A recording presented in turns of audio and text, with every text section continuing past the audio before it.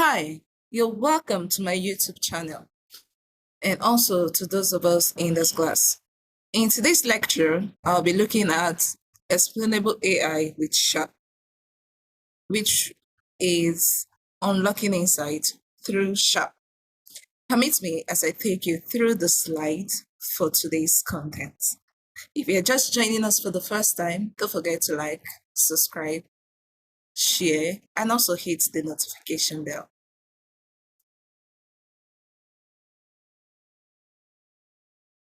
So let's look at the key points we have today. One of it is use SHAP for model interpretability to identify the top drivers of prediction using global and local explanations. Apply SHAP to the train XGBoost model from our Day5 class. So if you don't know about how to train the ML model, please make reference to the seminar and also the lecture for Day5. So you could go to my YouTube channel and click the ML project from the playlist, and then you can watch through from the introduction down to Day5 before joining us now at Day6. Thank you. So the next one we have here is using SHAP tools such as beeswarm, bar, dependence, force plot, summary plot, bar plot, just to mention a few. Let's look at the learning objectives. One of it is to define what is interpretability, feature attribution, global and local explanations. Now, we're also going to look at computing SHAP values for tree-based models. We are also going to generate and interpret beeswarm, bar, and scatter plots. Lastly, we are going to use SHAP to identify energy consumption drivers. And lastly, we are going to recognize SHAP limitations in practice. First, let's look at the importance of explainability. One, it helps to build stakeholders' trust and mitigate regulatory risks. So why do we need explainability? Why does it matter?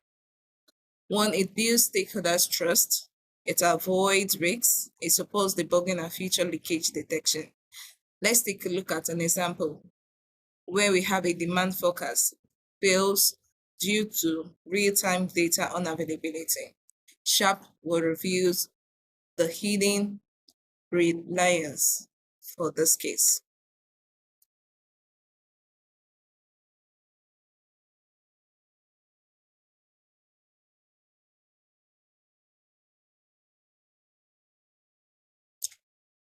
Next on the slide is understanding SHAP, looking at the future attribution being simplified. Now let's look at SHAP. SHAP in a nutshell has its own formula, which you can see on the screen.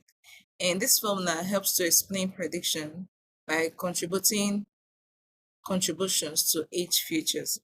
Now, one thing you should also note is that SHAP utilizes Shapley value for accurate feature attribution in prediction. Next, we have is loading data and computing SHAP. Implementation. We use the SHAP.train explainer or kernel explainer function being assigned to a variable, and then we wrap it up with some samples of the data.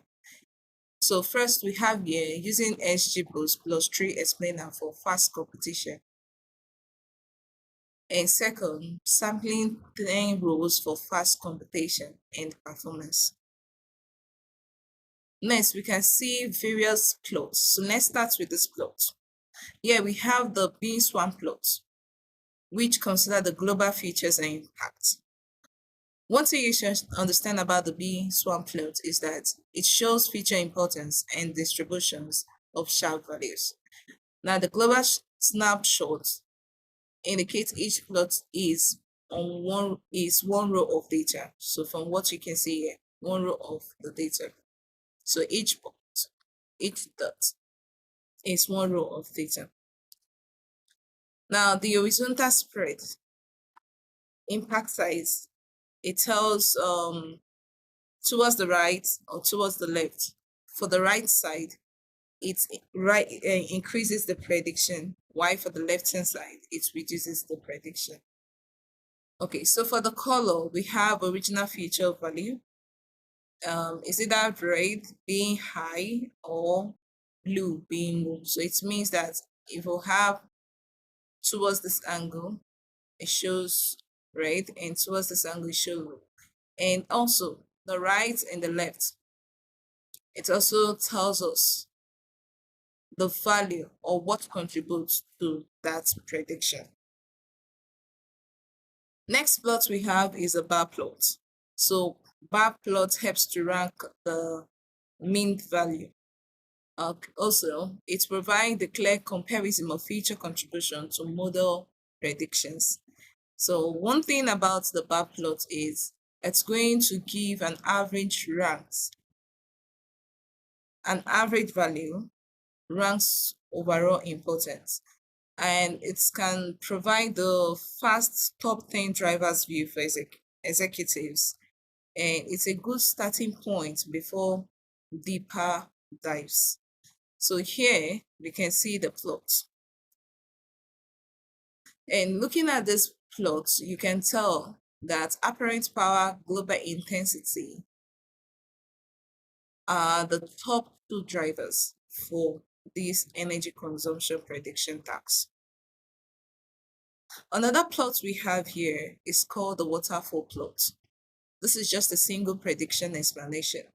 So what waterfall plot does is it decomposes an individual prediction into contributions from each attribute. Here, the bar shows how each feature pushes the prediction from the base value towards the final prediction, towards the final attribute. Also, it explains why a specific prediction was made. Waterfall is very ideal for detailed model decision at the individual case level, and it's very useful in regulated settings. For example, healthcare, finance, where interpretability is mostly required.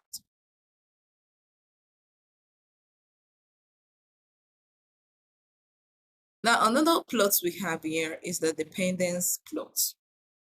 Now, this dependence plot shows us feature interaction. We also call it interaction features. Okay, so this shows how the SHAP value of a feature changes with its value, while also visualizing interaction effects. So we can see the R cosine and the submetering 3. So for the x-axis, it tells the value of a selected feature. The y-axis, which is the SHAP value, it shows the impact on model attributes. And color, which could be optional, shows us the interaction feature, auto selected by SHAP if not specified. Now, this helps to identify non-linear effects and potential interaction between features. It's great for understanding marginal effects of a feature across the data.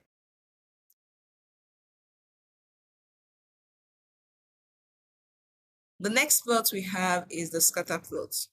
This concentrates on just single feature SHAP values. So scatter plots just focus on one feature and how its values affect model prediction. We have the x-axis, which is the feature values.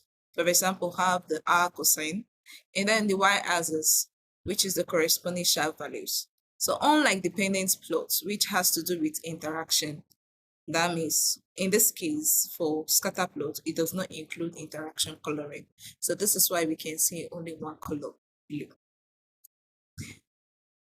One point you should note about scatter plot is that it's clean, focused view of how a feature individually contributes to a prediction shift. And also it is useful when you want to drill into one specific feature behavior. So if you want to understand this behavior, this feature, scatter plot is very good as it tells you or interprets what is going on in the plot. Real world case study. SHAP insights for municipal utility yield significant cost saving.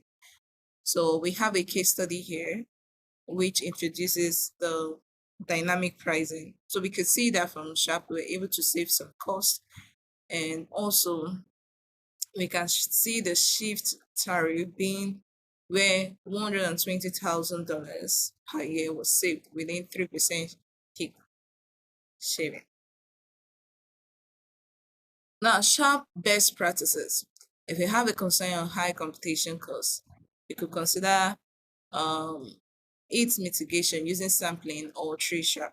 And then for feature correlation, you could use the SHAP interaction values. And for the model support, you could use tree SHAP for trees and kernel SHAP for others. This is supposed to be trees. Okay, typo. So the lab tasks for SHAP analysis. We are going to engage you in the seminar section. Do where to join my seminar section where we'll be laying our hands on the practical aspects, coding it, and getting results on how the SHAP plot looks like. So we are going to compute the SHAP values using the energy data set. We are going to generate the visual plot for results. We are going to reflect on these insights again and compare the results for different plots, and also to be able to document our findings. So next on the slide is the SHAP bridges accuracy and trust. By translating feature importance into visual, human understandable insights, SHAP empowers analysts, policymakers, engineers. Now, what this means is that aside just depending on the evaluation metrics of machine learning model, we could see that machine learning model has what we call black box in nature. And for us to resolve this black box in nature, it means that we need to incorporate explainability. And that is true using the SHAP values. And there are certain plots we could use. They are numerous, but I will just list a few, which include the summary plot, the beeswarm plot, the force plot, the dependence plot, the waterfall plot, and so on. So one thing about this plot I've mentioned earlier, you could see that just looking at it visually, you can understand the interaction between features, and you could tell which features is contributing to a particular prediction.